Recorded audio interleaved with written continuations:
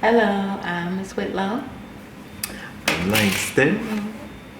and we are going to talk to you about back to school. Just give you guys a little bit of information to get you guys as kids ready for back to school. The end of this month. Oh my God. That was a quick summer. It came very That was a fast. really quick summer. Hope your kids enjoyed their summer. Yeah. Ah. So we're just going to start with no tax day. Well, it's kind of no tax weekend actually. It is this weekend from August 6th through August 8th. It's a good time to do your school shopping for school clothes, school supplies, and things like that. Next, we'll also talk about, don't know if everyone has heard, but there's quite a few schools that are going with the no uniform thing now. It's supposed to be a gender neutral type uniform. Well, I mean, they're not calling they're calling uniform, but they're calling it gender neutral. But the places that are doing that is Cleveland, Akron, and Lorraine City. So I guess you can be on the lookout for that. It's supposed to, help during this time, help, parents and stuff save money on having to buy the uniforms, even though they're trying their best to mark them things down now. But it's like, oh no, it's probably a little too late, but it's all good. No, we're not sure about East Cleveland yet. No. As of yet, I believe East Cleveland City Schools do still have uniforms. So Just be looking at the news, I guess. yeah, you can get uniforms from Foreman Mills on a discount. They have pretty cheap uniforms. You can also go to Roses. It used to be the old Silvermans. It's on Hayden. So for our community, the kids in our community, you can go there and get school supplies also. Yeah. So places to go to get school supplies. So you can go to Mark's this weekend. You can go to Target this weekend. They have notebooks for 25 cents. They have folders for 10 cents. Also, for those of you who have internet access, you can go to Amazon also. I would suggest ordering it this weekend or sometime very soon so it is here by the time you guys' kids start school.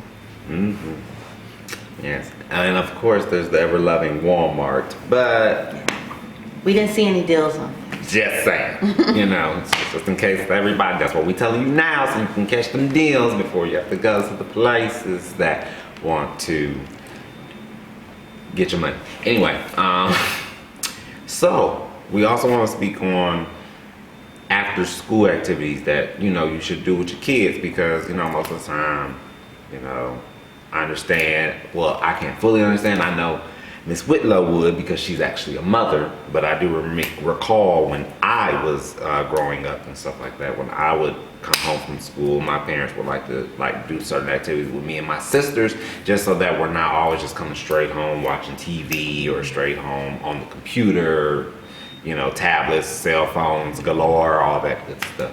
So some things y'all might want to consider is playing some games. They don't necessarily have to be like the learning games or whatever. Just like give them a break. They've been in school all day. Have fun with them. After homework. Say that after homework. But just gives you all time to bond as a family. Or with your child and stuff like that. And like I said, it's just to really avoid the tablets and all that electronic stuff. Unless you can find some type of games, I guess you could play together on the tablet or with some type of stuff like that. But I think that'd just be something good to do with your kids or kid. Make family time. So this is very, very important to me because like he stated, I have small children. My number one thing will be when your kids come home from school, or this is almost like anywhere, always communicate with them. How was school? Are you all right? I know sometimes as parents we can be very, very busy. We can have a lot going on, taking care of the kids, taking care of home, work, things like that. but you have to make sure to talk to your children. Mm-hmm. You have to pick their brains. You have to make sure that they're being educated in school. Mm-hmm. You have to ask them, what did they learn today? You know, did you learn anything new? Are you on the same subject? Things like that are very, very vital, very, very important. Other than that, I would say listening to them. Listen to your children. Mm-hmm. You know, people don't give kids enough credit. Listen to your children. Listen to little telltale signs and pay attention to things that they do. Repetitive behavior, things like that. Understanding them. You know, you have to understand. You have to take a step back. And I know we're all adults and we're parents. We're like, we don't have time for this baby stuff. Understand why your little one may be moving like this. Sometimes they may just, you know, be acting out because that's what they do. Mm-hmm. But sometimes it could be a reason for... Especially them teenagers, honey. Oh, yes. Oh, yes. Mm-hmm. Yes. Especially those. And make family time where you guys are just all together having fun. Maybe do like a movie night, you know, where they're not always in their rooms. Because kids aren't like how we were when we were growing up. They're not outside kids anymore. They don't go outside and just have fun with the grass and the sticks and the mud. They don't like to get dirty. Mm-hmm. So, you know, sometimes you have to do stuff inside with your kids as well. Communication is key, like she said, because, you know, I'm not trying to dampen the mood, but there's just a lot of things that, you know, you read about, you hear about, and you know, you really be wondering, like, why did that child do that, or what led that child to doing something like that, or whatever, what have you. So, like I said, communication, like, you know, try to get in that mind. I mean, and don't get me wrong, again, I'm not a parent, but I know how I was with my parents. Yeah, there's stuff I may not wanted to tell them, but I eventually either would, you know, your child would lighten up to you, you know, and you know what I'm saying? When they know that you want them to, when the children know that you want to know what's going on in their life, I think that makes them more comfortable to say, hey, let me share this with you and stuff like that.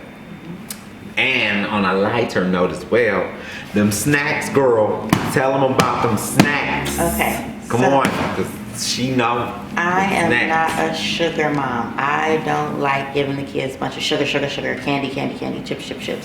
Give them fruit. There's plenty of sugar in there. Mm-hmm. Give them fruit.